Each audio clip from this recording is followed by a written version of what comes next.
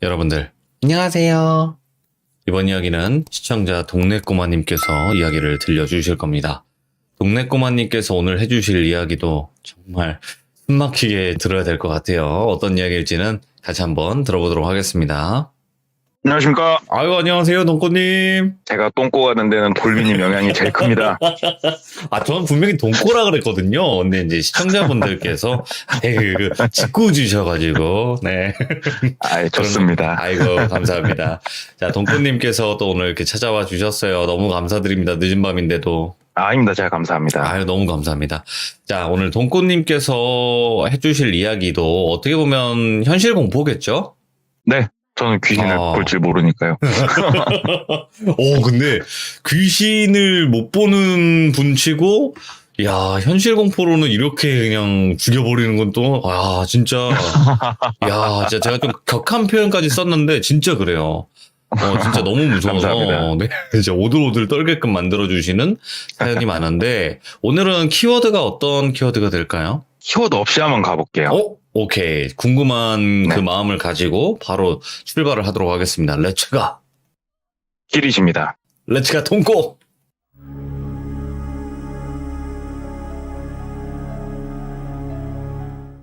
오늘 왜 제가 키워드를 말씀을 안 드리고 얘기를 하려고 하냐면, 어떻게 보면 시들무에서 많이 나왔던 주제이기도 하고 또 주변에서 많이 들어봤던 얘기일 수도 있어요. 그래서 한번 키워드는 말씀을 너무 김새니까 안 드리고 한번 해볼게요. 이 이야기 같은 경우에는 정확히 2014년도에 일어난 일이고 지금 제가 살고 있는 여긴 지방도시라서 서울 경기 지방은 한 시와 그 옆에 시가 규모도 크고 거리가 좀 있지만 이런 지방도시는 좀 거리도 가깝고 또 지역사회다 보니까 서로서로 알아요.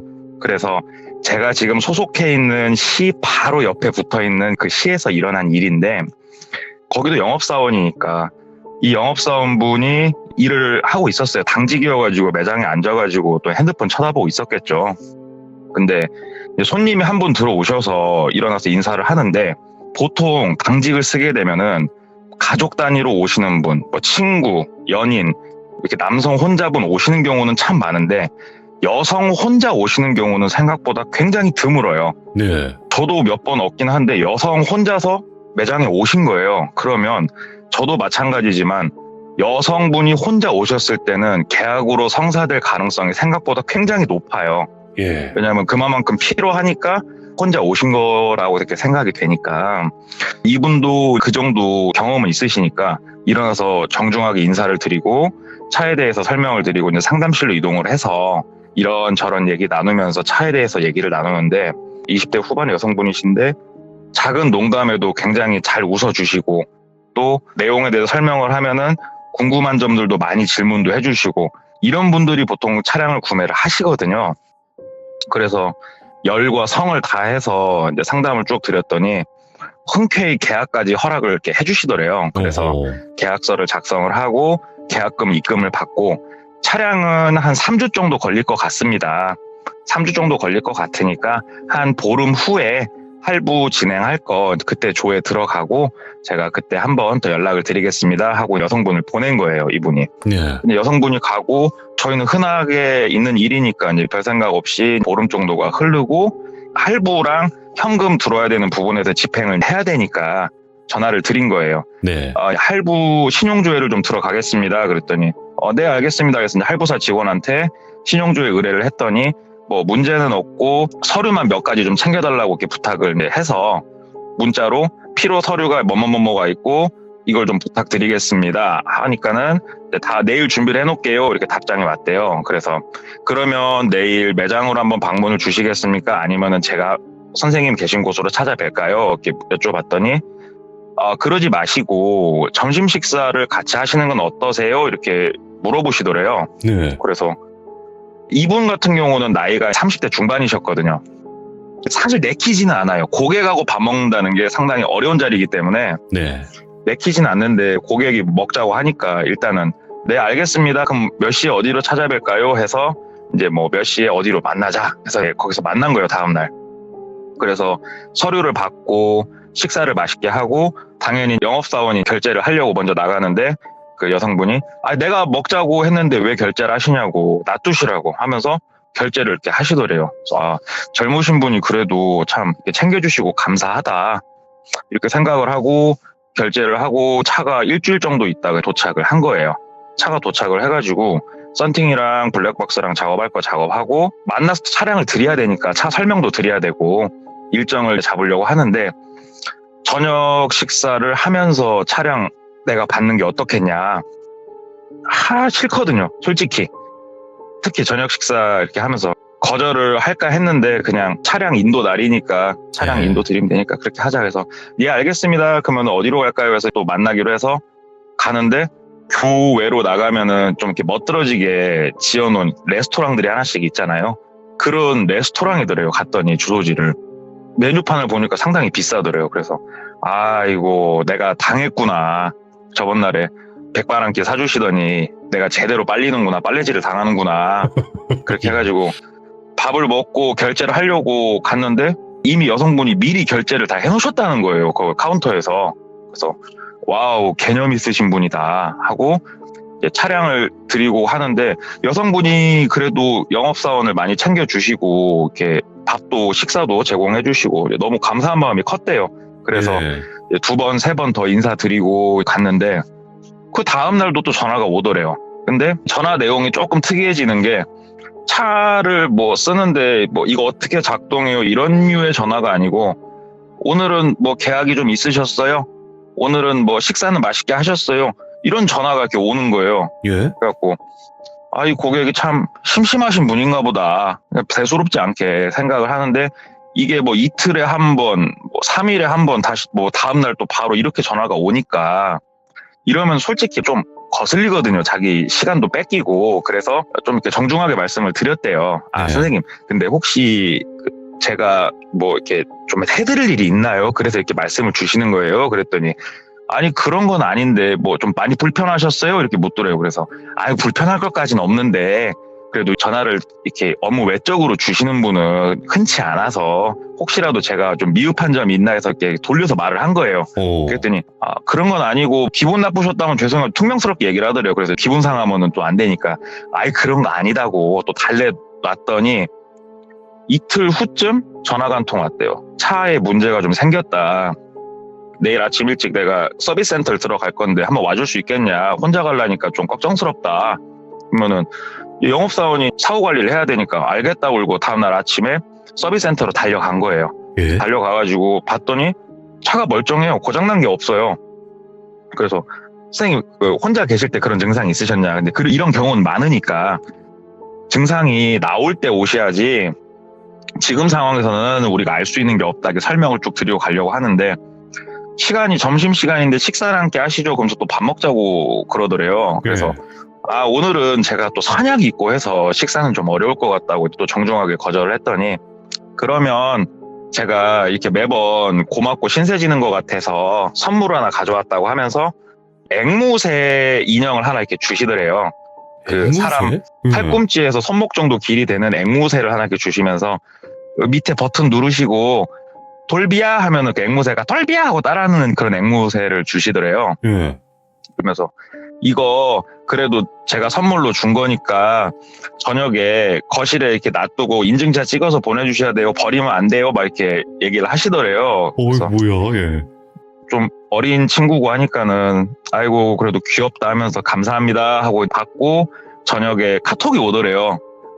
그 딜러님 혹시 앵무새 잘 놨냐고. 그래서 앵무새 차에서 빼와가지고 자기 이제 혼자 3룸에 사는데 거실에다 놓고 사진을 찍어서 보내줬대요. 예. 잘 놨고 앵무새가 말을 너무 잘 따라해서 재밌어요. 이렇게 얘기를 해서 보내주는데 그날 이후로도 막 영화도 보자고 울고 좀 이상한 거예요. 나를 꼬시려고 이러는 건가? 내가 지금 뭐 마음에 드는 건가? 이런 착각이 들 정도로 되게 강하게 푸시가 들어오는데 결정적인 거는 이 영업사원 분의 스타일하고 너무 동떨어져 있는 여성분이세요. 미의 기준이 사람마다 다른 거니까요. 예. 근데 너무나 동떨어진 그렇다 보니까 이분도 그쪽으로는 0.1도 생각이 되는 건 없고 네. 그래서 이거는 내가 선을 명확하게 그어야겠다라는 생각이 딱 든 거예요. 그래서 전화가 왔을 때 말씀을 드렸대요. 선생님, 제가 좀 사실은 불편합니다. 저희가 낮에 밥을 한 끼 먹더라도 뭐 서비스 센터 대표님하고 먹든 아니면은 어디 렌트카 사무실 대표님하고 먹든 밥 한 끼를 먹더라도 저희는 영업적으로 풀면서 먹어야 되고 쉴 때는 혼자서 좀 쉬고 싶고 저희가 좀 하는 일이 그런데 사실은 좀 많이 불편합니다 하고 이제 대놓고 얘기를 한 거예요, 그분한테. 그랬더니 아니 어떻게 이제 오빠라고 그러더래요. 오빠는 어떻게 처음부터 끝까지 내가 이렇게까지 다가섰는데도 나를 이렇게 선을 긋고 이렇게 철벽같이 나한테 얘기를 할 수가 있냐 이렇게 얘기를 하니까 사실은 어안이 벙벙하잖아요. 이게 뭔 미친 사람도 아니고. 그래가지고 우리는 어디 학교에서 만난 사이가 아니고 구매자와 판매자로서 우리가 만났습니다. 저는 당연히 선을 지켜야 되고 사실은 선을 넘고 계신 건 고객님입니다 하고 강력하게 얘기를 하니까 한참을 통화했대요. 저주를 좀 퍼붓더래요. 내 소나기에 걸리고 빠져나간 남자 못 봤는데 오빠라고 다를 것 같냐고. 전화 받기 싫으면 받지마 오빠. 내가 안 할게. 근데 오빠 오늘 일은 반드시 오빠가 후회할 날이 올 거야. 오빠 마음대로 한번 해봐 하고 전화를 또 끊더래요. 그래갖고 아 그래 미친 사람 하나 잘 걸렀다 이렇게 생각을 하고 잊고 살았죠. 한 3주 정도가 지났는데 지금도 저희 브랜드에서 하는 게 있어요. 고객 만족도 조사라고 차를 구매하시면서 만족했는지 영업사원 친절했는지 묻는 게 있는데 이게 좀 웃긴 게 뭐냐면 이 만족도 조사를 할 리스트가 쭉 빠져서 각 지점이나 대리점으로 뿌려져요. 네. 그래서 고객하고 접촉을 먼저 하게 만들어요, 회사에서. 그래서 전화를 해요. 저도 하고 있는 거예요. 선생님 혹시 지금은 문자인데 옛날엔 전화했어요.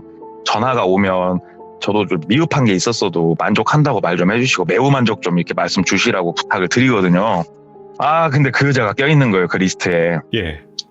아이고 마음이 무거운데 어찌됐건 해야 돼요. 왜 그러냐면은 통화한 이 내용을 캡처를 해서 보내줘야 돼요, 그 여직원한테. 저도 하고 있는 건데. 불편하다. 그래서 예. 전화를 했는데 없는 번호래요. 번호가 바뀌었대요. 그래서 오예 잘 됐다 하고 번호 바뀌었던데 하고 말해주고 끝낸 거예요.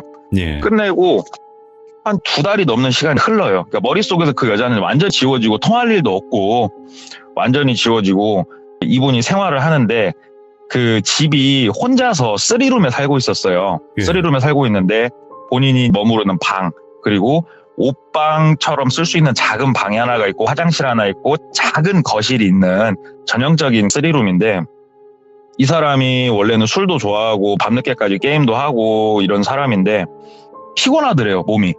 그러니까 몸이 피곤해서 집에 들어가면 보통 막 밤늦게까지 놀고 자는데 집에 들어가면은 한두 시간 내에 이렇게 골아 떨어지고 아침에 일어나면 몸도 무겁고 이게 좀 반복이 되더라고요. 체력이 딸린다는 그런 느낌. 예. 그래서 아 내가 요즘 술을 너무 많이 먹고 다녔나, 내가 너무 스트레스를 많이 받나 이런 생각을 하면서 그렇게 있는데 하루는 자고 일어났는데 느낌이 위화감이라고 표현을 하면 될 것 같은데 뭔가가 달라져 있더래요. 분명히 내가 이건 이렇게 해놓는데 달라져 있더래요. 그게 뭐냐면 수도꼭지. 아침에 출근하려고 화장실에 가서 수도꼭지를 켜려고 봤는데 손 씻는 수도꼭지가 이 사람은 항상 버릇처럼 차가운 물 쪽으로 완전히 돌려놔요. 왜 그러냐면 전에 고무 패킹이 고장나가지고 이게 위에서 아래로 누르면 물이 내려오는 방식인데 이렇게 가운데 놓으면은 힘없이 밑으로 내려져가지고 지 혼자 물이 나와가지고 고무 패킹을 갈은 거더라고요. 그런데 오른쪽으로 끝까지 돌려놓으면 이게 안 내려놔서 한참 하다 보니까 버릇이 돼서 항상 오른쪽 끝으로 돌려놓는데 아침에 출근하려고 나와서 보니까 가운데로 이게 와 있는 거예요. 내가 어제 이걸 안 했던가? 대수롭지 않잖아요. 그러면서 약간 묘한 위화감을 느낀 거예요, 그날 처음으로. 그리고 나서 또 며칠 있다 보니까 슬리퍼 방향이 반대로 돼 있더래요. 아침에 씻으려고 가는데 내가 요즘 이렇게 몸이 피곤하니 이상하다. 내가 이 슬리퍼를 이 방향으로는 안 놓는데 왜 이 방향으로 놔져 있지? 그리고 나서 또 시간이 좀 지나고 이제는 이제 눈에 보이는 현상들이 일어난 거예요. 나왔는데 식탁에 과자를 까먹은 흔적이 있는 거예요. 내가 과자를 먹었나? 나 과자 안 먹었는데? 왜 과자가 놔져 있지? 나 이거 머리가 좀 이상해졌나 보다. 그냥 몇 가지도 대수롭지 않은데 되게 느낌이 찜찜해지는데 이제 그날 저녁에 집에 들어가려고 비밀번호를 누르는데 비밀번호 원래 누르면 이게 띠띠띠띠 소리가 나는데 소리가 안 나더래요. 그래서 이제 얘도 말썽이네, 얘도 말썽이야 하고 비밀번호 누르고 문 열고 집에 들어가서 또 물도 마시고 테레비도 보고 하다가 또 졸리니까 자고 일어났는데 이번에는 방문이 다 열려 있더래요. 자기 방문, 화장실, 옷방 다 문이 열려 있더래요. 이제 이때 가니까 이 사람이 느낀 거예요. 이거는 내가 지금 몽유병이 있던지 정신병이 지금 내가 생겼던지 아니면은 귀신의 소행이다. 이거는 아니다. 이건 확실히 아니다. 예. 그러면서 무서운데 또 그날 돌아오는 저녁에는 또 아무 일도 일어나지도 않고 또 잊혀질만 하면은 냄비가 갑자기 가스레인지에 올라가 있다든가 아침에 자고 있나니까 예. 이 그런 현상이 반복이 되다가 임팩트가 치는 사건이 벌어진 게 방문을 닫고 자는데 아침에 일어나가지고 방문을 여는데 문을 딱 밀자마자 텅 하고 뭐가 하나 걸리더래요. 예. 그래서 뭐야 하고 나가서 봤더니 식칼이 방문 앞에 놔져 있던 거예요. 예. 그러니까 방문을 여니까 식칼이 방문에 딱 걸리면서 바깥으로 밀린 거예요. 예. 근데 생각을 한번 해보세요. 내가 놀 수 없어요, 이 식칼은. 그렇죠. 몽유병에 걸렸더라도 구조상 할 수가 없는 구조예요. 예.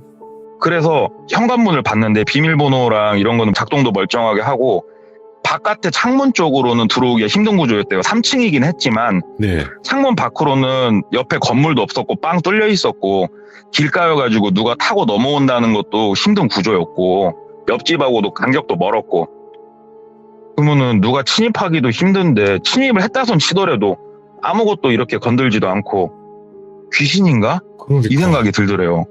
그래가지고 무서워가지고 아침에 씻지도 않고 그냥 추리닝에 쓰리빠 신고 매장으로 일단 간 거예요. 그래서 사람들이 너 꼬라지가 그게 뭐냐고 막 뭐라고 하니까 그게 아니고 내 말 좀 들어보라고 하면서 그동안 있었던 일을 쭉 설명을 한 거예요. 예. 내가 이해가 안 된다. 처음엔 내가 이제 몽유병이 좀 생긴 줄 알았는데 그게 아닌 것 같다. 상식적으로 식칼이 거기에 놔져 있을 수는 없는 거 아니냐. 그랬더니 사람들이 듣고 보니까 네 말이 맞는 것 같다. 그러면서 친하게 지낸 영업사원 2명이 한 3일 정도 그 집에서 같이 머물러 주기로 했대요. 이제 부탁도 했고 나 혼자 너무 무섭다. 니네 집 가서 자면 안 되냐 따지니까 얼씨구나 술판도 버릴 수 있겠다 싶어가지고 그 집에서 2명이 자기로 하고 2명이 그날 저녁부터 그 집에서 술도 먹고 고스톱도 치고 TV도 보고 놀면서 생활을 한 거예요. 한 3일 정도를. 예.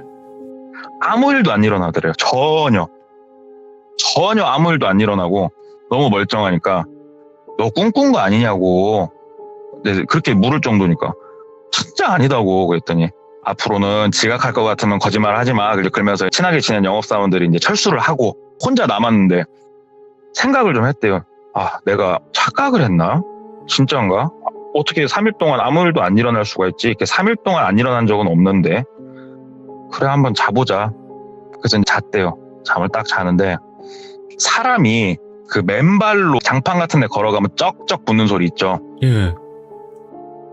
자는데 원래 이 사람이 자면 누가 업어가도 안 일어나는데 그 쩍쩍 소리가 들리더래요. 그래가지고 잠에서 이렇게 깼대요. 깨가지고 누구야 소리를 질렀대요. 그랬더니 쩍쩍 가다가 쩌쩌쩌쩌쩌 하면서 쑥 소리가 없어지더래요. 근데 무서우니까 방에서 못 나가고 좀 굳어 있다가 쓱 자기 방문을 열고 나가봤더니 아무도 없더래요. 야, 이건 귀신이다. 이건 100% 귀신이다. 왜냐면 현관문도 그대로 잠겨 있고. 그래가지고 다음날 그 영업사원들이 또 입사하고 뭐 말하기 좋아하는 우리 영업사원들이 또 무당집 하나씩은 알고 있을 거 아니에요. 또 수소문 해가지고 저희가 사는 동네에서 제일 용하다는 무당집을 소개를 받아가지고 이제 전화를 했는데 예. 그런 데는 다 예약을 받는다고 그러더라고요. 예약을 하려니까는 한 달은 기다려야 된대요. 그래서 그 예약 받으시는 분한테 사정사정했대요. 그게 아니고 내가 집에서 이런 일이 있는데 나 무서워서 못 살 것 같다. 좀 한번 보게 하면 안 되냐 그랬더니 그러면은 전화를 주겠다고 그러고 내일 오라고 해서 갔대요. 예. 가가지고 이런 현상이 있는데 솔직히 모르겠다. 이거는 귀신 외에는 내가 설명이 안 되는데 어떻게 선생님이 한번 점사를 좀 봐달라 그랬더니 무당이 네 놈이 여기 들어올 때부터 네 놈 양 어깨에 타고 온 귀신이 몇 명인 줄 아냐고 하면서 막 호통을 치더래요. 뭐야? 아니 그래서 그 아 진짜 귀신이었는가 보다. 그러면서 딱 무당이 벌떡 일어나더래요. 자, 가자, 니네 집으로. 한번 보자, 꼴을. 굴더래요. 그래서 네. 집에 딱 갔더니 무당이 인상을 탁 쓰면서 여기는 사람이 살 터가 아니야. 이런 곳에 네가 살고 있으니까 그러면 그 꼴을 사는 거 아니야? 막 화를 내더래요. 그래서 예. 졸지에 아이씨 뭐 어떻게 해야 되나. 무당 선생님 이거 어떻게 해야 돼요? 그랬더니 뭘 어떻게 해? 구대야지.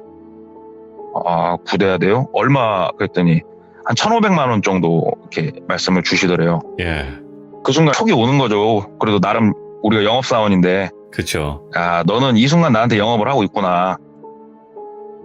1,500이 없어요, 선생님. 1,500 있으면 내가 아파트에 살죠. 근데 나 진짜 죽겠으니까 방법이 없냐고. 그랬더니 부적이라도 쓰라고 했대요. 예. 부적이 얼마냐고 했더니 300만 원을 말씀을 주시더래요. 그래서 진짜 300이 없는데 나 수중에 80만 원 딱 있는데 이걸 어떻게 안 되냐고. 그랬더니 80만 원은 이제 쇼부를 본 거예요, 무당하고. 많이 그래가지고 들어갔네. 부적을 써주면서 여기에다가 이렇게 안 보이게 붙여라. 그리고 이거는 잘 보이게 여기다 붙이고 어디다 붙일지까지 찍어주시더래요. 예. 그래서 80만 원짜리 그 부적을 여기저기다 붙인 거예요.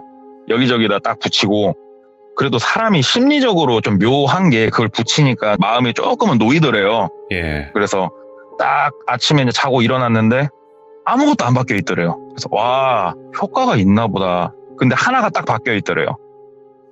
부적이 다 찢어져 있더래요. 부적만 딱 다 찢어져 있더래요. 예. 야, 이거는 진짜 귀신인가 보다. 이거는 진짜 귀신인가 보다. 진짜 무서워가지고 또 빤스바람으로 나가가지고 이번엔 친한 친구한테 간 거예요. 가가지고 그동안 설명을 쭉 한 거예요. 여기까지 내가 일이 일어났는데 나 이제 무서워서 내 집 못 들어가겠다. 나 니네 집에서 좀 살다가 나 집 옮겨 쓰겄다 말을 하니까 이제 그 친구가 공대 출신이기도 했고 네. 얘기를 하더래요. 네 얘기를 들어보니까 냄비가 가스레인지에 올라가 있고 식칼이 네 방문 앞에 놔져 있는 거잖아. 부적이 찢어져 있던 거잖아. 잘 생각해봐. 외력이 있으려면 뭔가 힘이 작용을 해야 돼. 이거는 귀신 아니야. 사람이지. 사람 아니고서는 옮길 수는 없는 거야. 야, 만약에 귀신이 있다 치자. 귀신이 식칼을 옮길 수 있다 치자. 너 그럼 그 귀신하고 쇼부 잘 쳐. 넌 전 세계 최고의 마술사가 될 수 있어. 얘기를 하더래요. 예. 근데 듣고 보니까 그 말이 맞더래요. 아무리 귀신이어도 식칼을 옮기고 이거는 말이 안 되는 거니까. 예. 그리고 발자국 소리도 들었었고. 그래서 그 친구 집에서 너무 무서워가지고 2, 3일 정도 더 있다가 이 친구가 쭉 해주는 얘기를 2, 3일 들으니까 귀신에 대한 생각이 많이 사그라들더래요. 그래서 일단은 들어가자. 들어가서 못 버틸 것 같으면 그냥 방을 빼자. 이건 무서워서 안 되겠다.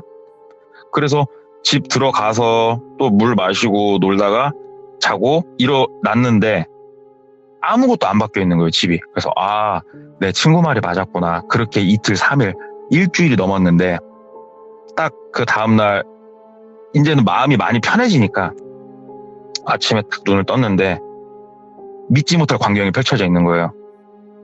후라이팬에는 계란이 익어 있고 방문은 다 열려 있고 TV는 틀어져 있고 누군가 계란 후라이까지 해놔준 거예요, 이거를. 예. 이거는 귀신은 아니다 생각이 들더래요. 근데 외부에서 침입한 흔적은 없다. 그러면 내가 한 건가? 머릿속이 이제 완전히 꼬이는 거예요, 이 사람이. 일은 일대로 못하고 있고 이미 그때는. 그러다가 머릿속에 딱 생각이 스쳐간 게 블랙박스. 블랙박스를 하나 설치를 하자. 그래서 집에다가 놓는 그 카메라 그런 거 있잖아요. 근데 14년도에는 지금처럼 흔하게 그런 시스템이 없었나 봐요. 그래서 견적을 냈더니 견적이 너무 비싸게 나오니까 자기가 거래하는 썬팅샵에 가가지고 그 밤에 제일 잘 보이는 블랙박스가 뭐냐고 물어봐가지고 이거라고 하니까 그러면 혹시 이거 공기계 굴러다니는 거 하나 없냐고 그랬더니 예. 그거 비싼 건데 굴러다니는 게 어딨냐고 멱살 잡고 흔들어가지고 하나를 빌려온 거예요. 블랙박스를. 그리고 블랙박스는 12V로 작동을 하니까 220V를 12V로 바꿔주는 그 선이 있거든요. 예.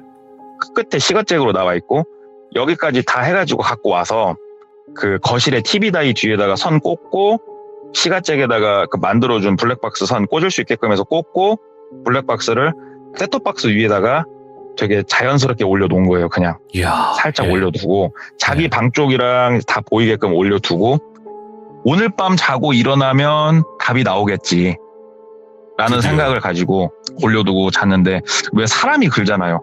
이렇게 기다려지는 게 있으면 자다가 깨지잖아요, 사람이. 그날도 생각보다 졸음이 많이 와가지고 잠을 푹 자는데 아니야 다를까 되게 일찍 깨진 거예요, 잠이. 그 블랙박스를 막 보고 싶다 이런 생각이 있으니까. 근데 잠에서 깼는데 그 쩌벅쩌벅 소리 있죠, 그 발 붙는 소리, 그 소리가 방 밖에서 나고 있더래요. 쩌벅쩌벅. 근데 조용히 있어봤대요. 그냥 이번에는 누워서 가만히 있어봤대요. 그랬더니 방문이 싹 열리는 소리가 들리더래요. 그래서 실눈을 살짝 뜨고 이러고 있는데 어떤 여자가 시카를 들고 들어오고 있더래요, 자기 방을. 오, 예. 근데 저도 이렇게 생각을 했어요. 내가 그 상황이면은 벌떡 일어나가지고 제압을 해야 되는 게 맞는 거 아닌가. 근데 이 이야기를 제가 당사자한테 들은 건 아니에요. 왜 그러냐면 그분은 지금 이 일을 안 하고 있고 그 당시에 일했던 저희 회사 사람들은 모르는 사람이었어요. 이 이야기를. 얘기를 들어보니까 사람이 몸이 굳어서 못 움직였다고 이렇게 얘기를 들었어요. 예.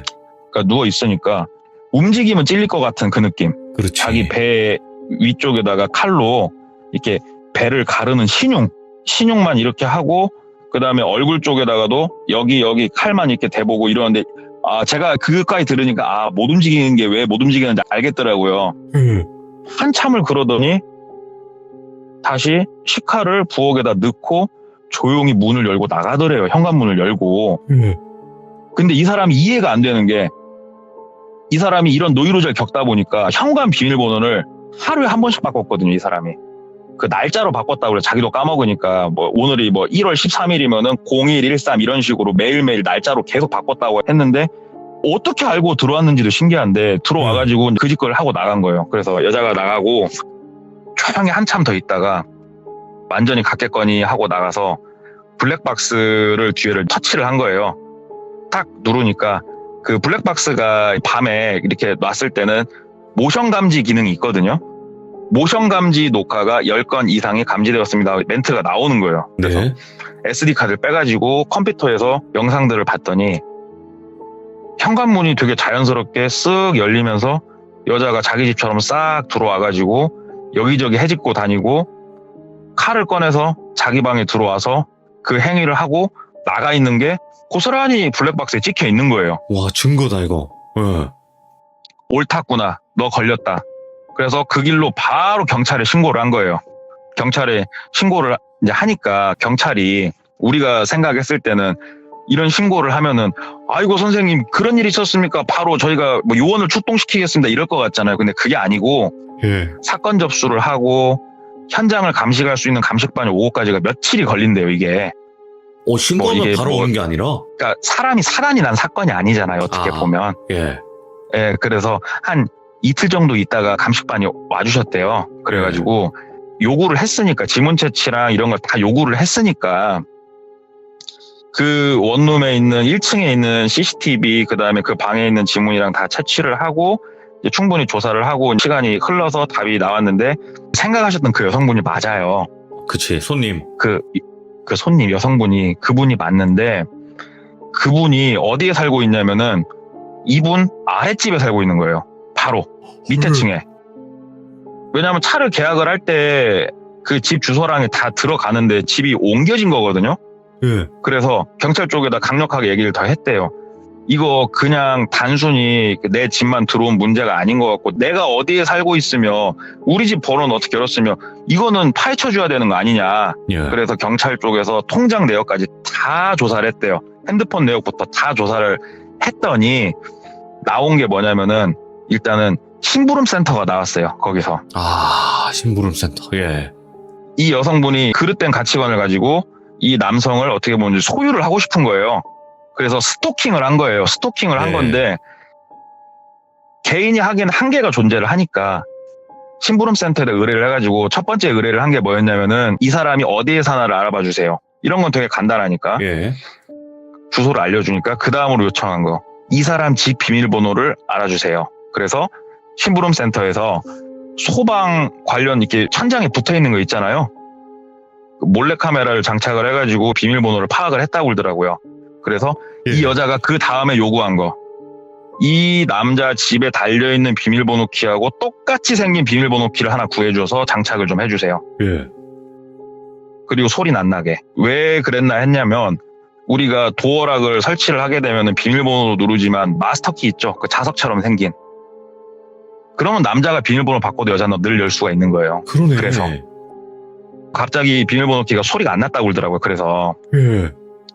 그리고 나서 요구한 게, 그 자취하는 사람들은 보통 생수를 많이 사다 먹거든요. 그러니까 이 여자가 처음에는 집만 들락날락 하다가 생수가 있는 걸 발견하고 요구를 한 거예요. 저 생수에다 티 안 나게 수면제를 조금씩 섞어주면 안 되겠냐고, 거기까지 요구를 한 거예요. 예. 그래서 거기는 생수랑 똑같이 생긴 생수를 구해서 심부름센터에서 작업을 해가지고 생수를 바꿔치기까지 해줬다고 그러더라고요. 우와. 근데 이 얘기를 들으면서 소름이 돋았던 건 뭐냐면, 14년도, 13년도, 15년도 그 사이에 심부름센터가 엄청나게 기승을 부렸던 시기예요, 그때가. 예. 그래서 단속도 엄청나게 했었고, 진짜 말도 안 되는 사주도 많이 했었고, 그게 기승을 부리던 시기인데, 그러니까는 이 사람이 괜히 졸리고 몸에 힘이 없던 거예요. 근데 이 여자는 혹시라도 이 사람이 뭐 소리를 듣고 깰 수도 있으니까 수면제를 거기다 넣어달라고 부탁을 했던 거고, 그런데도 풀리지 않았던 미스테리가 뭐냐면, 친구들이 왔을 때는 어떻게 알았을까, 이런 것들이 안 풀렸는데, 여기서도 되게 소름이 돋는 얘기가 뭐냐면은, 예. 이 여자 집을 이제 수색을 했을 거 아니에요. 경찰 쪽에서도 수색을 했는데, 박스 안에 인형이 8개가 들어가 있는 큰 박스가 발견이 된 건데, 네. 그 8개 인형이 뭐냐면 앵무새 인형이에요. 그 사람한테 선물을 했던 앵무새 인형. 예. 앵무새는 3마리 남아있고, 그 박스가 넣을 수 있는 공간이 있는데 나머지 5개 공간은 비어있더래요. 근데 그 앵무새가 뭐냐면은, 그 안에 쉽게 표현하자고 그러면 핸드폰이 하나 들어가 있는 거예요. 앵무새 안에. 아, 소리, 뭐 화면 다 되겠구나. 화면은 안 되고 소리. 아, 소리만. 그래서 이 여자가 자기 집에서 코 고는 소리가 들리면 올라가는 거예요. 그래서 올라가서 앵무새도 충전기 꽂고 그렇게 활보를 하고 다닌 건데, 예. 여기까지만 하더라도 그냥 단순 스토킹 같잖아요. 근데 이 사람이 다행이라고 생각이 되는 건 뭐냐면은, 그 여자 집에서 발견된 자료들이 되게 소름이 끼치는 게, 자료? 예. 사람을 미라로 만드는 법. 이런 자료들이 그 집에서 엄청나게 쏟아져 나오는 거예요. 사람을 미라로 만드는 법. 그래서 이 사람이 그 얘기를 듣고 생각을 해보니까, 칼을 가지고 자기 배, 얼굴 이쪽에다 이렇게 막 긋고 한 이런 것들 있죠. 이렇게 대보고. 예. 그게 사람을 미라로 만드는 법에 나온, 그러니까 바로 만들 수는 없고, 이렇게 빼낼 건 빼내고 또 봉합할 건 봉합하고 그렇게 사람을 미라로 만든다고 써있다고 그러더라고요. 야, 이건 아니다. 와. 그러니까는 이제 경찰 쪽에서도 얘기하기를, 이렇게까지 자료가 나온 사건은 거의 없었고, 그 다음에 여성이 남성을 스토킹한 사례도 굉장히 적은데, 남성이 여성을 스토킹한 사례를 뭐 예를 들어보자면, 예. 처음에는 이 사람을 사모하는 마음이 크지만 스토킹을 하면 할수록 분노가 커진대요. 굉장히. 이 사람을 내가 가질 수 없고 이 사람은 딴 데를 쳐다보고 있는 거에 대한 분노. 그래서 그 여자가 미라로 만들려고 했는지 아니면 분노의 마음이 커져서 그랬는지 모르겠지만, 칼을 들고 왔다 갔다 이 시간이 좀 더 길어졌으면 무슨 사단이 나도 당신은 났을 수도 있겠다. 예. 그리고 그 여자 방에서 발견된 그 인형들 안에는 전부 다 그 핸드폰처럼 통신료를 매달 내고 그 소리를 내가 들을 수 있게 해놓은 장치들이 있는데, 이미 5개가 비워져 있는 거 보니까 당신 말고도 피해자가 이 사람은 더 있을 수도 있겠다. 네. 그런 결론까지 내렸는데, 어찌됐건 이제 사건 접수가 완료가 되고, 이 여성분 같은 경우에는 집행유예를 받았다고 얘기를 들었어요, 제가. 집행유예만? 남성이 여성을 스토킹한 거랑 여성이 남성을 스토킹한 거랑 법적 처벌이 달라요. 아, 그때 당시에는? 제가 얘기를 들었을 때는, 예. 여성이 남성을 스토킹한 사례는 거의 많지 않았고, 또 실제로 어떠한 상해가 이루어진 것도 아니었고 하기 때문에, 저도 솔직히 이해는 안 가요. 이게 어떻게 집행유예인가 싶어요, 저도. 아니 근데 근데- 이거 특수 주거 침입 그거 아닌가요? 맞죠? 네. 그것만 있어요. 심부름센터 사주까지 했는데요. 그러니까요. 근데 집행유예로 끝났다고 그러더라고요. 어찌됐건 이제 찜찜하긴 한데 누군지는 알았잖아요. 예. 이 사건의 원흉인지 누군지 알았으니까 집은 이사를 했고, 근데 이사를 하면서도 이게 의미가 있나 싶더래요. 왜 그러냐면 심부름센터를 또 시키면 얼마든지 자기 집은 알 수가 있으니까.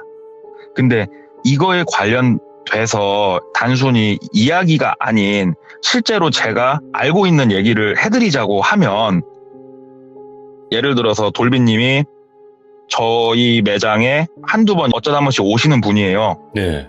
그러면 제가 돈만 충분히 있다고 하면 이름, 주민번호, 집 주소 다 알아낼 수 있어요.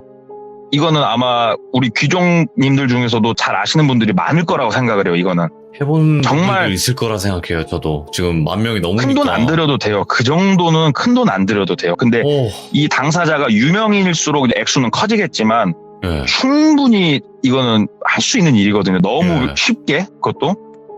그래서 이사를 하긴 했지만 이게 의미가 있을까 하면서 또 당직 쓰고 일상으로 돌아왔는데, 마지막 남은 임팩트가 그거더라고요. 당직을 쓰고 있는데 예. 누군가 나를 쳐다보고 있으면 이렇게 느껴지는 그런 거 있잖아요. 그래서 핸드폰 보고 놀다가 비 오는 날이었대요.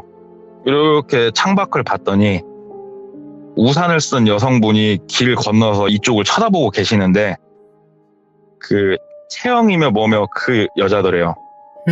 딱 고개를 들고 마스크랑 이런 걸 다 쓰고 있어서 얼굴 모르고 눈만 딱 볼 수 있는데, 눈이 딱 마주치니까 그 여자가 아무 말 없이 싹 돌아서서 갈 길 가더라는 거예요. 근데 예. 이 사람은 분명히 느꼈대요. 저거 그 여자라고. 그래서 그 이후로는 이 사람이 퇴사도 했고, 이 이후의 얘기는 몰라요. 이 이후의 얘기는 모르는데, 이분이 이 일을 겪었을 당시에 이제 저희 지역에 있는 저희 브랜드 쪽에서는 공지가 내려올 정도의 사건이었다고 그러더라고요. 와, 전체 공지로. 예. 지금도 중고차 사기건 같은 경우가 신차 영업사원을 통해서 일어난 경우가 있기 때문에 이런 경우는 조심하라고 전체 공지를 내려줘요. 예. 저희한테 이런 사건이 있으니까 이런 일은 조심해라. 그때 전체 공지가 내려왔던 사건이어서 모르는 영업사원이 없을 수가 없는 사건이라고 얘기를 해주더라고요. 이야, 근데 이거는 진짜. 그래서 되게 식상한 얘기예요. 스토킹을 한다는 게 되게 식상한 얘기인데, 예. 그래도 어떻게 보면 조금 특이하기도 하고, 이 미라라는 이상한 그게 껴있어가지고 그래도 한번 얘기해보면 귀종님들이 재밌게 들을 수 있지 않을까 해서 한번 들고 와봤습니다. 아니, 동네 꼬마님, 이제 한 가지만 말씀드리면, 스토킹 썰 뭐 되게 많았어요. 저희 방송에서 나온 거. 예. 제일 예, 무서운데, 이거? 너무 방법이 특이한데요? 되게 치밀하죠. 와, 이건. 그래, 세상에는 많은 사람들이 있고, 진짜 별의별 사람들이 많다는 건 알고 있는데, 도대체 어느 정도까지 사람들이 나올지 동네 꼬마님 이야기를 들으면, 이렇게 갱신되는 것 같아요, 계속. 저도 이쪽을 야. 파다 보니까 주변에 영업사원 네트워크망이 있지 않습니까? 그러니까는 일반인들보다는 이야기를 이렇게 주워 들을 수 있는 범주가 확실히 크긴 크더라고요. 당연하죠. 그건 맞죠. 예. 예, 그래서 이야기들이 나오고 있는 건데 이것도 한계가 있겠죠. 근데 그거는 있는 것 같아요. 만약에 내가 어떤 사건이나 이런 거를 목격을 하거나 들었어요. 근데 그냥 본인의 직업에서는 별거 아닌 걸 수도 있는데 이걸 얘기로 했을 때는 엄청난 걸 수도 있는 그럴 수 거거든요. 있죠. 예, 많은 분들이 그거를 몰라요. 그냥 내 기준에선 별거 아닌데 이걸 얘기했는데 사람들이 레전드라고 해주네? 이런 느낌일 수도 있는 거거든요. 그럴 수도 있겠네요. 진짜 그래요. 네, 그래서 진짜 동네 꼬마님도 이런 거 사소한 거 있어도 참여해주시면 좋을 것 같아요. 아유, 감사합니다. 네, 그런 생각하지 마시고 편하게 해주시면 될 것 같고 오늘도 예. 정말 또 사람이 무섭다라는 걸 한 번 더 각인시켜 주셔서 다시 한 번 또 감사드립니다. 고맙습니다. 감사합니다. 고맙습니다. 여러분들 스토킹 법이 바뀌었죠? 아니, 최근에 바뀌었어요. 예전에는 처벌을 아마 제대로 못했을 거예요. 근데 지금 현재는 이제 법안이 개정이 돼서 스토킹도 범죄로 이제 처벌이 된다고 합니다. 근데 정말 스토킹 중에서도 이렇게 거의 영화 미저리 같은 거진 그 정도의 수준을 가진 사람들이 존재를 하네요. 그러니까 여러분들도 항시 이건 조심하는 방법밖에 없는 것 같습니다. 그리고 여러분들이 주변에서 겪었던 사람이 무서운 썰이 있으시다면 언제든지 여기 카톡 제보로 주시면 감사하겠습니다. 시청해주신 모든 분들 감사드립니다. 고맙습니다. 자, 이번 이야기는 시청자 너굴파파님께서 이야기를 들려주실 거예요. 너굴파파님께서 오늘 해주실 이야기는요, 여러분들 지금 뒤에 보이는 사진과 같이 산에는 이런 고갯길이 있기 마련입니다. 이런 곳에 정말 또 무서운 귀신들과 무서운 이야기들이 넘쳐나고 있죠. 어떤 이야기일지 같이 한번 들어보도록 할게요. 안녕하세요, 돌빈님. 아이고, 너굴파파님 안녕하세요. 네, 반갑습니다. 오늘 차에 계신가요? 네, 어떻게 하셨어요? 오, 제가 귀신이거든요. 아, 그리고 이제 돌벤져스 분들에게는 다 제가 네. 이렇게 보내놓은 그 CCTV들이 다 장착이 되어 있어요. 아, 그래서 다 알고 있기 때문에 이거 봐. 안 봐도 훤해요. 귀신이시네, 정말. 네, 맞습니다. 네. 자, 오늘 너굴파파님 또 이렇게 이야기 들려주셔서 감사드리고, 오늘 해주실 이야기가 산 고갯길에 네. 관련된 이야기가 될 것 같아요. 네, 저와 제 친구 2명이서 동시에 귀신을 목격했던. 어디 길이었는지 그 장소. 기억나세요? 지역. 지역은 경남 거제도예요. 네, 근데 정확한 산의 이름도 모르겠고, 그냥 저희가 숙소 예약을 하고, 저희가 원래 거제도 토박이가 아니다 보니까 네네. 그냥 주소를 내비게이션을 찍고 가던 중에 겪은 일이거든요. 자, 그럼 출발하도록 할게요. 렛츠 고! 길이십니다. 렛츠 기릿!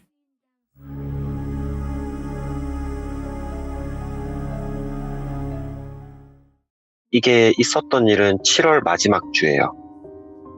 얼마 안 됐고, 그때가 한창 휴가 시즌이었죠.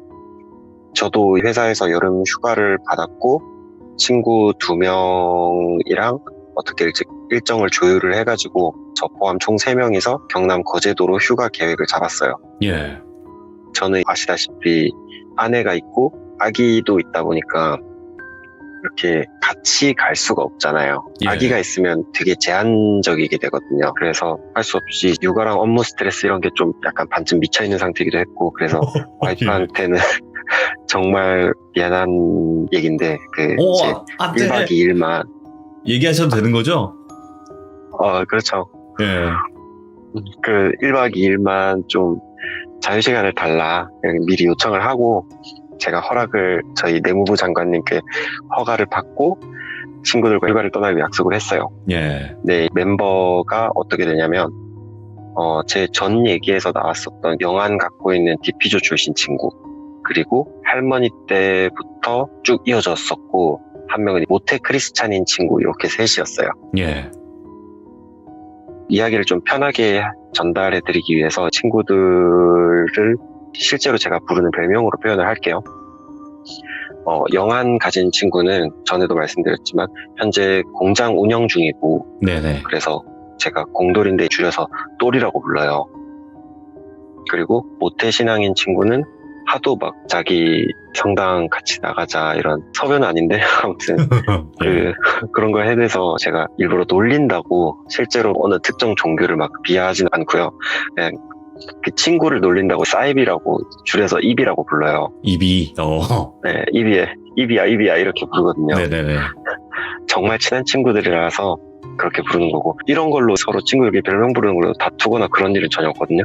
네. 그래서 귀족님들도 그냥 편하게 들어주셨으면 좋겠어요. 네네네. 이제 다시 얘기로 돌아가서, 아는 분들이 좀 있으실 것 같긴 한데, 저희가 예약을 했던 숙소명을 밝히진 않겠지만 거제도 외곽 쪽에 일본 료칸 형태를 하고 있는 호텔이에요. 명칭은 호텔이에요. 근데 거기가 나름 신축이기도 하고, 인스타그램이나 뭐 페이스북이나 SNS상에서 꽤 핫한 곳이거든요. 근데 거기가 코로나 때문에 온천 같은 걸 즐길 수는 없는데 그래도 여름 휴가다 보니까 나름 저희는 이것저것 물놀이도 하고 바닷가 가서 놀 생각으로 여분 옷이랑 물놀이 용품이랑 뭐 이런 걸 막 사가려고 예.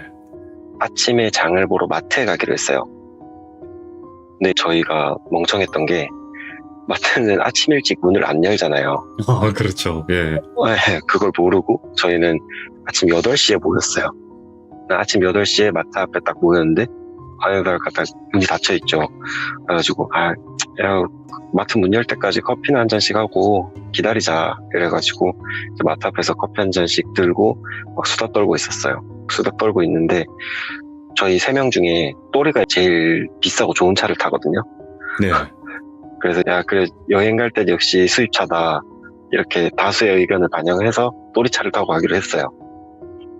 그렇게 마트에서 한참 수다 떨고 있는데 또리가 이비한테 좀 과한데 싶은 장난을 막 치기 시작하는 거예요. 예를 들어서 이비가 뭐 말을 하려고 하면 갑자기 말을 가로치고 뚝 끊어버린다든지 아니면 이비가 하지 말라 하는데도 마시던 커피를 입에 머금고 있다가 발 쪽에다가 찍찍하고 뿌린다든지 이런 장난을 계속하는 거예요. 오호.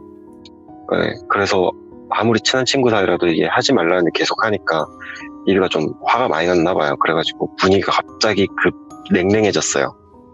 웃고 떠들다가. 근데 저는 둘 다 친구니까 뭐 누구 편들기도 애매하고 해서 그냥 아무 말 안 하고 가만히 있었거든요. 예. 그렇게 대화도 서로 안 하게 되고 약간 분위기가 다운돼서 저랑 이비는 그냥 뭐 핸드폰 만지면서 마트 앞에 계속 구름 과자나 피면서 이렇게 있었고 또리는 자기 차 안에 들어가서 쉬더라고요. 시트 이렇게 눕힌 채로. 그러고 시간이 좀 지났나? 그냥 또리가 차에 있다가 갑자기 막 문을 뭐 놀란 것처럼 벌컥 열더니 막 부다닥 뛰어오는 거예요. 저희한테. 예.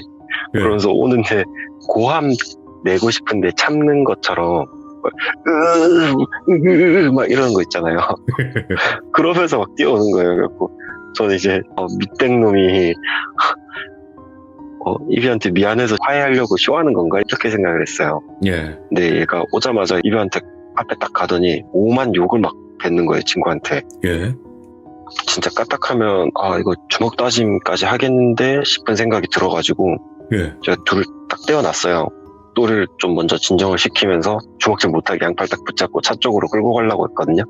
근데 진짜 필사적으로 차 있는 쪽으로는 안 가려고 막 버팅기는 거예요. 그래서 왜 이러지 싶었고 야 정신 차리라고 그러면서 소리를 막 질렀어요. 제가 정신 차리라고 그러면서.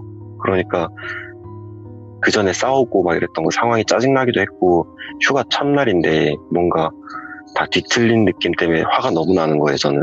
예. 그렇게 고함을 막 지르고 욕을 하고 이러니까 또리가 좀 정신을 차리는 것 같더라고요. 그러더니 저한테 막 이비를 막 손가락으로 가리키면서 니는 전마가 그지를 하는 동안 뭐 했는데 구경하니까 웃기드나 이러는 거예요. 예. 갑자기 저한테 다짜고짜 욕을 하니까 저도 화가 난 상태고 하니까 뭔 개소리야 이러면서 꿈꿨나 예. 이랬더니 얘가 해주는 말이 자기는 차 안에 이렇게 누워서 쉬고 있었대요.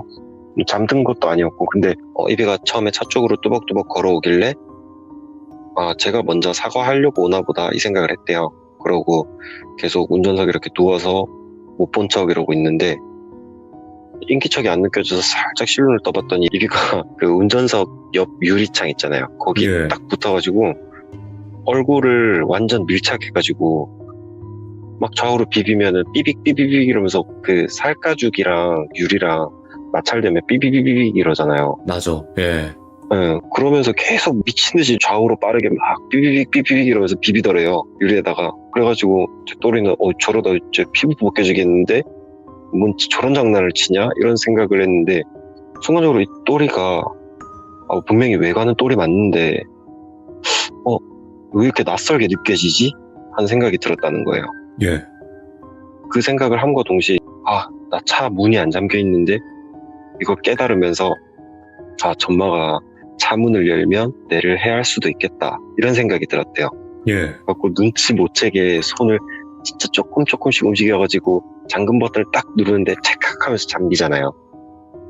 이렇게 찰칵 소리가 나니까 그 얼굴 비비고 있던 이비가 갑자기 막 벌레 기어가듯이 다다다다 하면서 막 차 루프 쪽으로 기어 올라오더라는 거예요. 예.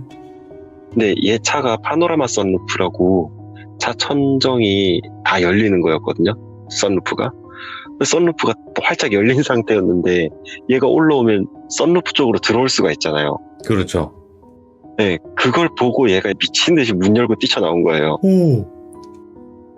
근데 이비는 저랑 있었으니까 예. 자기가 막 뛰어왔는데 이비가 있으니까 그러면 자기가 방금 마주봤던 게 이비가 아닌 걸 뻔히 알잖아요. 예. 그걸 알면서도 자기가 너무 무서웠다 보니까 그냥 좀 무서움을 해소하려고 저한테 막 화를 냈다는 거예요. 그래서 그러면 그거는 우리 둘은 몰라도 쟤는 그런 거 모르니까 말하지 말자 이러고 나중에 좀 기회 봐서 사과해라 이러고 중재를 했어요. 제가 예. 화해하라고. 또리가 먼저 이비한테 가서 사과하고 이비만 이제 또리가 왜 그랬는지에 대한 이유를 전혀 모르는 상태로 쇼핑을 시작한 거죠. 그렇게 필요한 걸 다 구매하고 숙소로 출발을 했어요. 저희가 바로. 그때가 한 10시 반? 아직 해 쨍쨍할 때였죠. 그래서 출발을 하고 거제도 진입하고 좀 외곽 쪽에 위치했던 숙소라서 저희는 초행길이기도 하고 내비가 안내해주는 데로만 갔거든요. 근데 가는 길이 진짜 되게 꼬불꼬불한 급회전 구간이라고 하나요? 커브길 예. 엄청 많고 경사도 엄청 심하고 언덕도 많고 뭐 거의 좌우로 나무들 빽빽하고 간혹 가다가 절벽인 곳 나오면 예. 거제도 예쁜 바다 절경 쫙 보이는 그런 도로였거든요. 그런 도로를 한참을 갔어요. 그렇게 한참 가다가 이제 아침에 있었던 일들은 다 셋 다 까맣게 잊고 막 노래도 크게 틀어놓고 막 따라 부르고 수다도 떨고 이러면서 한참 가는데 갑자기 이비애가 창밖에 이렇게 막 보더니 갑자기 저희한테 야, 너 저런 거 믿나? 이러는 거예요. 예. 뭔 소린가 싶어가지고 이비가 보는 방향을 저는 쳐다봤어요. 쳐다보니까 도로에서 그렇게 멀리 안 떨어졌는데 나무 틈 사이로 숲속에 양산나무라고 해야 되나요? 오색 천 같은 거 막 걸어두고 이런 큰 나무들 있잖아요. 예. 그런 큰 나무 하나를 두고 그 아래에서 누가 봐도 무당행색 하신 아주머니 한 분이 막 푸작푸작 신들린 듯이 뛰고 계시고 그 주변에 꽹과리나 징 같은 거 치고 계시고 약간 누가 봐도 흔히들 아는 구판 같은 게 보이는 거예요. 예. 그럼 뭐 저런 데서 구슬하고 있냐 이러고 있어. 저는 신경을 안 썼는데 대답도 안 했어요. 그냥 걔가 묻는 거에 대답도 안 하고 그냥 가려고 하는데 또리가 야, 저 뭐냐 이러면서 차에서 나오던 음악을 딱 끈 거예요. 딱 끄니까 그 꽹과리 소리랑 징 소리가 진짜 크더라고요. 거리가 그렇게 멀진 않았어도 꽤 거리가 있었는데도 차 안에 그 소리가 막 다 울려 퍼질 정도로 막 엄청 크더라고요, 소리가. 예. 그래서 와, 진짜 저 소리가 한가운데서 저렇게 막 춤추고 있는 무당은 귀청 떨어지겠다 막 이런 얘기 하면서 막 갔어요. 그러다가 조금 지나서 제가 이비한테 나는 저런 거 맹신은 안 하는데 그래도 난 옛날에 도움받았던 게 있어가지고 부정은 안 한다 이랬어요. 예. 그러니까 이비가 또 막 잔소리를 하더라고요. 자기는 천주교 모태신앙이다 보니까 이렇게 막 그런 거 아니라고 다 잘못된 거라고 막 이런 식으로 막 얘기를 하더라고요. 그래서 예. 항상 하던 얘기니까 저는 한쪽으로 듣고 한쪽으로 흘리고 그러면서 또린도 별말 안 하고 그렇게 막 한참을 갔는데 지나다가 이비가 갑자기 창문을 딱 열더니 평소에는 진짜 그런 친구 아니거든요. 저희한테는 뭐 그런 식으로 얘기를 해도 일부러 막 지나가는 사람한테 시비 걸거나 이런 친구 아니에요, 절대. 예. 근데 갑자기 아까 무당분들 굿하고 계셨던 굿한 방향 그쪽 방향에다가 대고 막 소리를 지르는 거예요. 욕도 하면서 막 귀신 같은 게 어딨노 사기꾼이잖아 이러면서 우리 뭐 말리고 자시고 할 틈도 없었거든요. 네. 순식간에 막 그래버린 거라서. 그래서 이미 차는 계속 가고 있지 그 자리는 벗어났지 그래가지고 별일 아닌 거라고 생각하고 저희도 그냥 다 웃으면서 하지 마라 이러고 그냥 창문을 닫았어요. 예. 창문 닫고 계속 가고 있었는데 내비 안내 따라서 가고 있는데 그렇게 한두 번 정도 오르막 내리막 이렇게 고개 지나고 숙소까지 대략 한 10분 정도 남았다고 내비 표시가 뜨더라고요. 네네. 그래서 거의 다 가는구나 이러고 있는데 커브길이 너무 많아서 그랬는지 이비가 좀 멀미 난다고 잠깐만 차 좀 세우자 이러는 거예요. 그래서 아니 야 10분이면 도착하는데 창문 열고 좀 참아라. 바람 쐬면 괜찮을 거다 이랬는데 아 지금 진짜 바로 나올 것 같다고 헛구역질을 막 하기 시작하는 거예요. 오호. 막 욱욱 이러면서 헛구역질 하길래 아 지금 당장 세워야 되겠다 싶어가지고 야 또라 차 세워라 안 되겠다 이러니까 차를 갓길에 급하게 세우자마자 문 열고 딱 내려서 도로에 풀숲에다가 막 붙어 하더라고요. 막. 예. 근데 저랑 또비위가 좀 약해요. 그래서 원래 친구니까 등 두드려주고 이래야 되는데 네네. 뭐 내리기도 솔직히 좀 귀찮고 그런 게 있어가지고 차에 있었거든요. 둘이 네. 혼자서 해결하고 오겠지 이러고. 근데 한 10분가량 그렇게 갓길에 주차된 상태로 있는데 또리가 갑자기 비명을 지르는 거예요. 운전석에 있던 또리가 저기 저한테 야 빨리 입이 태워라 이러면서 소리를 막 지르는 거예요. 예. 빨리 입이 태우라고 이러면서 먹고 왜 이러니까 아 그냥 모르겠 빨리 저 새끼 빨리 태워라 이러는 거예요. 그래서 제가 이제 알았다 하고 태우려고 문을 딱 열고 내렸는데 뒷좌석에 있었으니까 문을 딱 열고 내리면 뒤편을 보게 되잖아요. 차량 예. 뒤편을. 그 뒷방향을 보는데 저희가 지나왔던 그 길, 저희가 내리막이었거든요. 거기가 갓길 세운 곳이 내리막이었는데 지나왔던 그 산 쪽 위에서 거의 한 수백 정도? 한 수십 명 이 정도도 아니고 진짜 빽빽하게 한 수백 명 정도 돼 보이는 영가들이 오. 약간 영가들이 모여있어서 그랬는지 붉은 구름, 붉은 안개? 이런 거에 막 휩싸여가지고 우르르 내려오고 있는 거예요. 저희 쪽으로. 예. 아, 저 보자마자 눈앞이 캄캄해지더라고요. 와, 이거 뭐 이렇게 대낮에 해 쨍쨍한데 저런 게 보인다고? 싶어가지고 야, 큰일 났다 싶었고 입을 겨우 목덜미 잡아다가 타라 빨리 타라 톤을 뭐 차 안에다 하든 일단 타라 이러고 차 안에 우겨놓고 탔어요. 제가 타자마자 똘비가 미친 듯이 내려가더라고요. 그 내리막에다가 커브길 많지 그 험한 길을 거의 풀악셀을 밟아가면서 도망을 쳤어요. 네네. 그렇게 도망치다가 중간에 사실은 그 10분 거리 남았었다고 했잖아요. 숙소까지. 예. 근데 숙소로 들어가는 진입로가 있었는데 그 진입로로 들어가는 순간 잡힐 것 같은 거예요. 예. 똘비는 계속 그냥 밟은 거예요. 도망치려고. 숙소고 뭐고. 그래서 계속 한참을 달리는데 똘비가 룸미러로 쓱 한번 보더만 저한테 아 저 뭐고 저거 도대체 막 욕을 하면서 모발 이러면서 저기 뭐냐고 도대체 이러는 하는데 저도 뒤를 딱 쳐다봤는데 아까 그 수도 없이 많은 영가가 거리가 좀 멀어져야 되는데 예. 멀어지는 게 아니라 오히려 좁혀져 있더라고요. 아까보다 조금 더. 근데 얘들이 사지 멀쩡한 영가가 없어요. 다 막 뭐 팔이 없는 애도 있고 목 위로 없는 애도 있고 예. 다리 없는 애도 있고 뭐 구멍 난 애도 있고 막 그래갖고 저도 무서우니까 이비는 뭐 이미 거의 차 안에서 반쯤 쓰러져가지고 꼼짝도 안 하고 있고 예. 또 저랑 또리 2명은 영가를 보고 느낄 수 있는 사람들이잖아요. 그러다 보니까 둘 다 막 거의 울먹거리면서 남자 둘이 도망치는 수밖에 없었어요. 그렇게 한참을 도망쳤는데 꽤 오래 달렸는데도 산을 못 벗어나더라고요. 저희가. 예. 운전하는 또리가 더 길게 느꼈겠지만 한참을 진짜 달린 것 같은데 이 정도면 산을 벗어나서 일반 국도나 아니면 그냥 일반 공도로가 나와야 되는데 그런 게 안 나오고 계속 산길이더라고요. 그래서 이거를 우리가 진짜 귀신한테 씌인 건가? 우리가 뭘 잘못한 게 있나? 이런 생각을 막 저는 혼자 속으로 하고 있는데 또리가 한참 달리다가 야, 저건 사람이지 이러는 거예요. 저한테. 그래서 앞에서 보니까 아까 그 굿하시던 그 무당분이랑 똑같은 행색 하신 분이 저희 차 향해서 갓길에 서가지고 손을 막 흔들고 계시는 거예요. 예. 저희한테 차 세우라는 것처럼. 그래가지고 맞는 것 같다. 아까 그 무당 아이가? 그러니까 또리가 차를 세웠어요. 그분 앞에다가. 네네. 차를 딱 세우고 내렸는데 그분 앞에 갔을 때 저희가 내려서 봤을 때는 뒤에 더 이상 안 보이더라고요. 영가가. 그래서 내려서 처음에는 그냥 간단하게 인사를 드리고 그분이 아까 소리친 애 어딨냐고 아까 나한테 욕한 애 어딨냐고 이러시는 거예요. 그래서 친구가 좀 장난을 심하게 쳤는데 저희가 대신 사과드릴게 친구 지금 상태가 많이 안 좋아서 뒷좌석에 누워있다고 예. 저희가 대신 사과드리겠습니다 이러면서 진짜 정중하게 이렇게 사과를 드렸어요.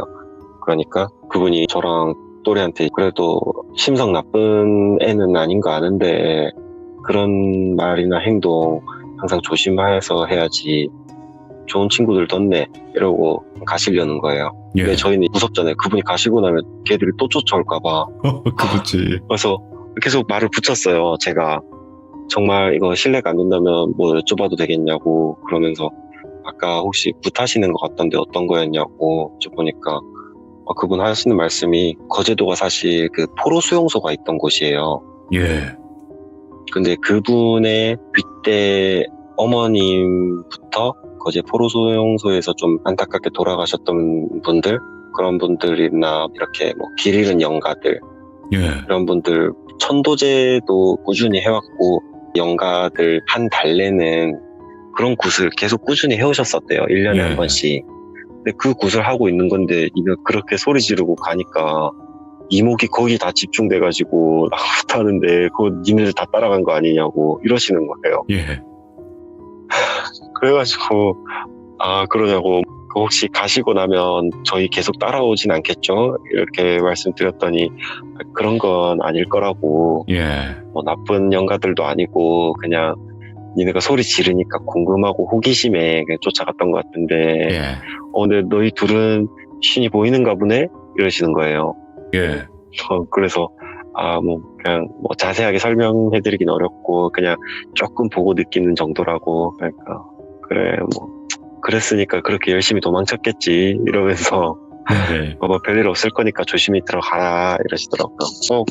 겨우겨우 숙소에 도착을 했는데 문제는 그 이비가 해가 지고 밤이 됐는데 정신을 못 차리는 거예요 계속. 예. 그래서 얘가 아무리 참을미가 심해도 이렇게까지 오래 하나 싶을 정도로 되게 못 일어나더라고요. 계속 잠만 자고. 예. 그렇게 그날은 뭐 저랑 또리랑만 둘이서만 놀기도 좀 뭐하고 해서 그냥 지나갔어요. 네. 1박 2일 일정인데 첫날을 그렇게 버리면 둘째 날은 할 게 없잖아요. 그래가지고 물놀이도 못했고 계속 거의 하루 반나절을 귀신한테 쫓기다가 보냈고 너무 좀 짜증나기도 하고 이런 상태에서 다음날 아침 되니까 이비가 좀 정신을 차렸더라고요. 예. 막 말짱한 정도까지는 아니더라도 한 50%는 회복된 것 같아 보여가지고 왜 이렇게 못 일어났냐 하니까 예. 걔는 독실한 크리스찬이라 그랬잖아요. 근데 꿈에 하나님이 나왔대요. 자기 말로는. 근데 하나님이 진짜 거대한 십자가를 자기 가슴팍에다가 이렇게 살포시 내려놓으시고는 벌이다 하고 가시더래요. 헐? 네. 예. 근데 분명히 자기 꿈에 나왔던 하나님은 그 거대한 십자가를 되게 가벼운 것처럼 이렇게 들고 오셨는데 자기 가슴팍에 딱 놓이는 순간 이게 진짜 수톤은 나갈 것 같은 돌덩이더래요. 그러니까 얘가 꼼짝을 못한 거예요. 거기에 눌려가지고.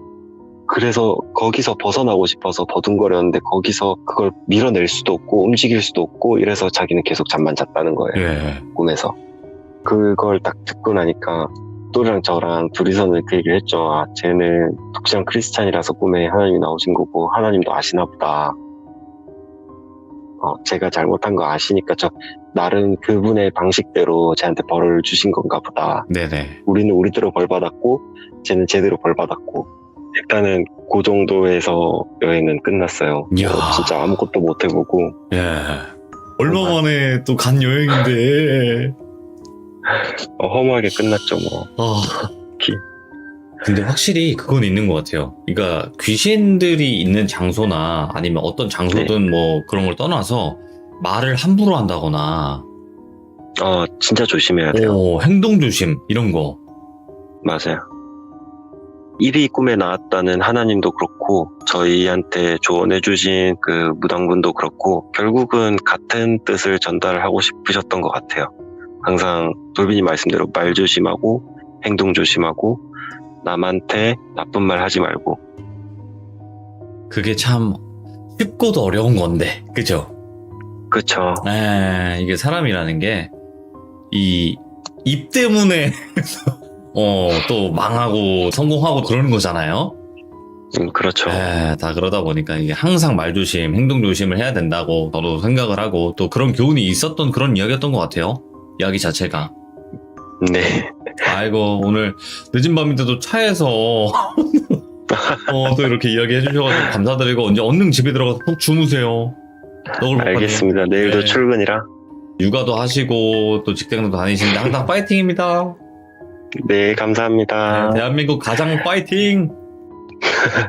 늦은 밤까지 고생하셨어요. 기종님들도 편안한 밤 되십시오. 감사합니다.